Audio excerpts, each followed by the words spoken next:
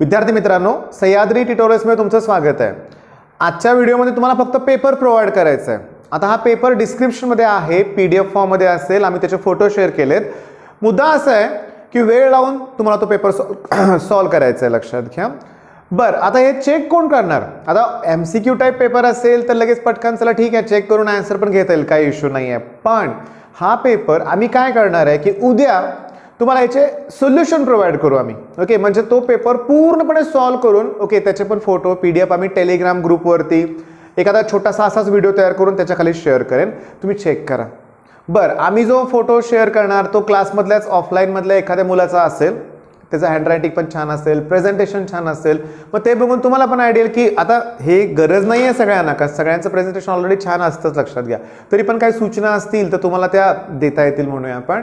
मग main point काय, जास्त वेळ घालवायला नको, पेपर आहे, लिहा पेपर छान, बेस्ट ऑफ लक, धन्यवाद।